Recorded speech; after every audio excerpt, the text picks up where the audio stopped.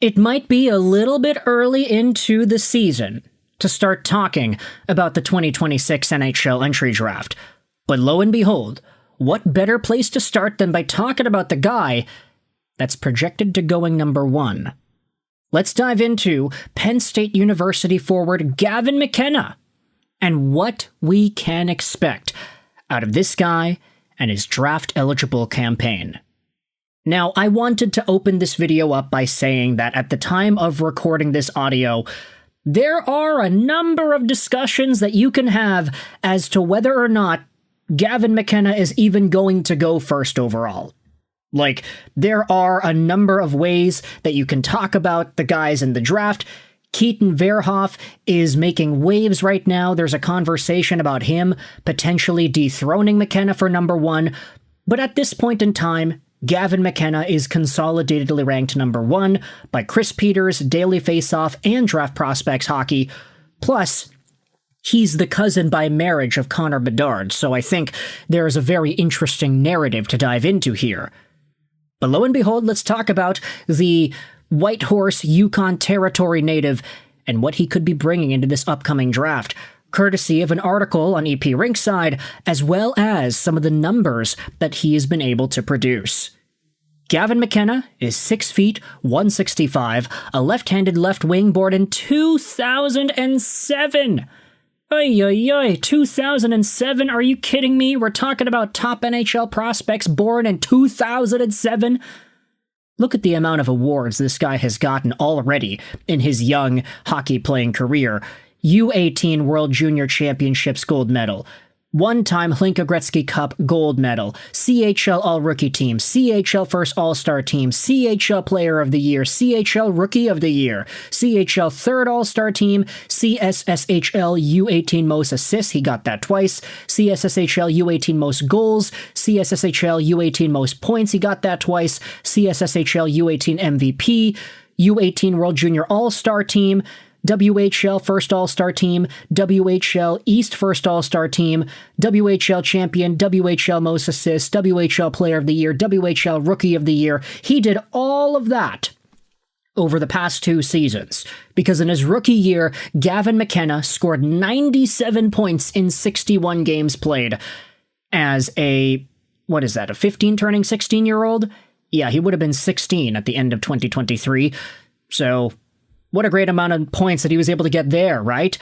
This previous season, as a 16 turning 17-year-old, Gavin McKenna scored 129 points in 56 games played. He even had a goal for Team Canada at the World Juniors. Now, say what you want about Gavin McKenna's usage at the tournament, but still, the fact that he was able to make the team is a testament to his talent.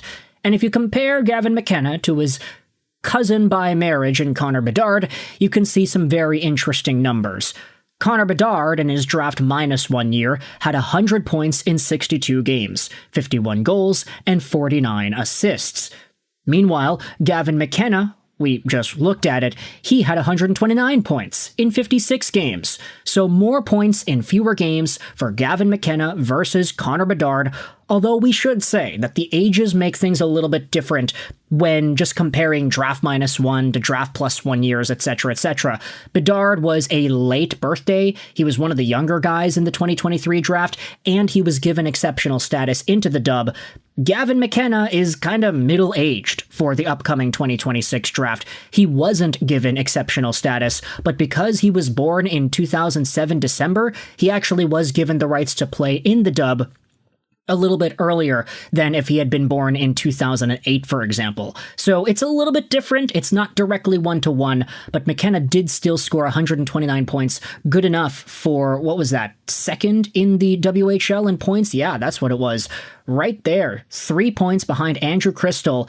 He had a very, very good amount of production. He was one of the 2 most productive players in the gosh darn league. Now here's the thing, you're already taking a look at it. Gavin McKenna has made the bolsterous move of committing to Penn State University for 2025-2026. He will no longer be playing in the WHL. Now, we can get into an entire commentary as to how NCAA players making money and being able to offer CHL products will impact the CHL's role in the hockey body as a whole, But that's not really what this video is about. Instead, we're going to be talking about McKenna and how he's able to impact the game, courtesy of an article posted on EP Rinkside earlier last week.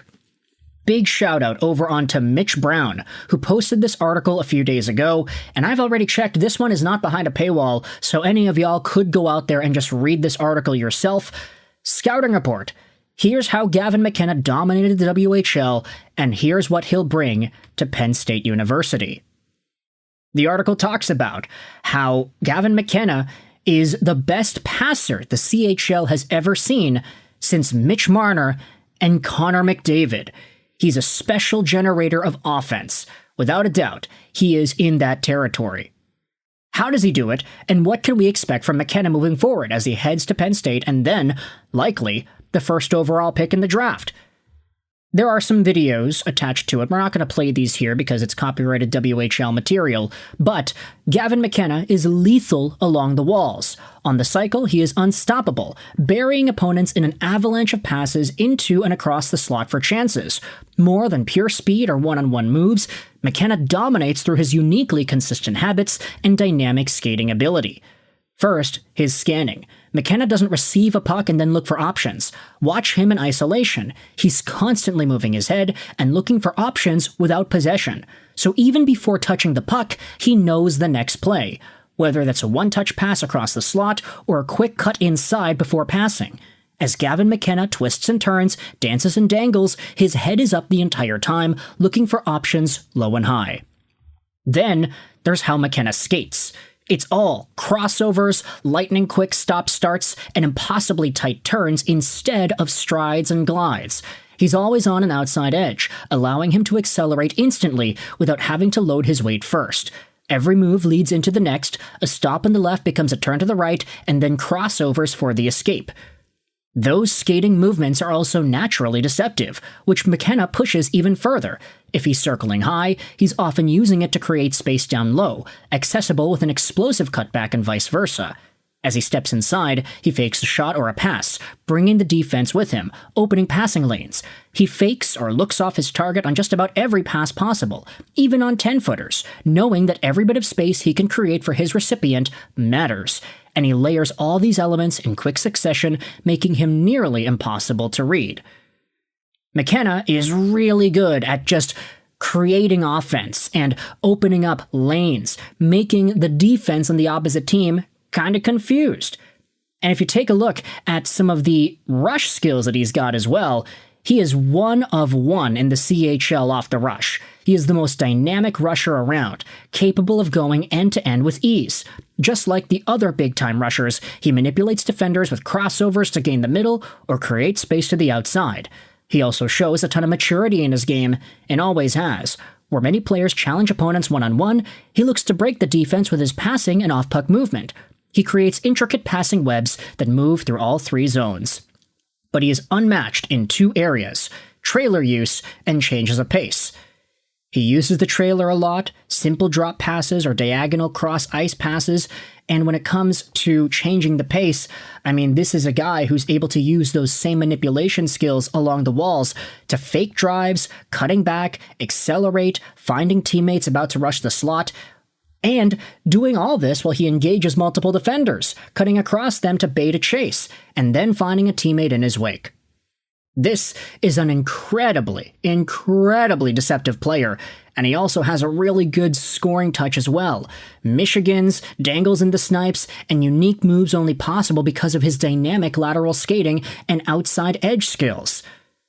But here's the thing, there's a lot of really good commentary about McKenna in this article, so it'll be linked in the description, but I think the one question that everybody has is how McKenna compares to his cousin. Look no further. The article says here, he is more of a specialist than other super elite prospects, even more than Connor Bedard was. McKenna's game has evolved considerably, becoming an elite transition carrier this year, but his physical impact remains very small, and defensive impact inconsistent. He flashes both, especially when the games matter most, but winning pucks and shutting down opponents remain his two biggest areas for growth. The former will be particularly important moving forward, as most pure off-puck geniuses can't accumulate high volumes of touches in the tighter checking, fast-paced NHL. despite the fact he still has a 99 percentile player card via Mitchell Brown and his tracking data.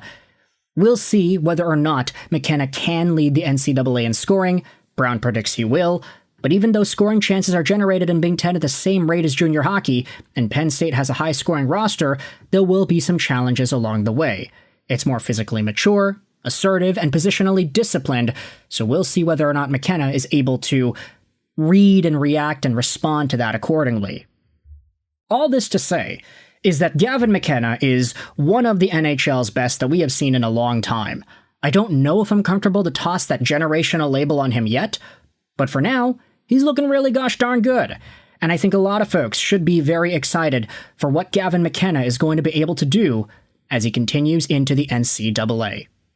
With all that in mind, let me know your thoughts in the comment section below. How do you feel about McKenna as a first overall prospect to be? What are your thoughts on him potentially not going first? Do you think he's the inevitable number one? Let me know how you feel about this prospect leaving the dub and into the NCAA. I hope you enjoyed this video, and bye.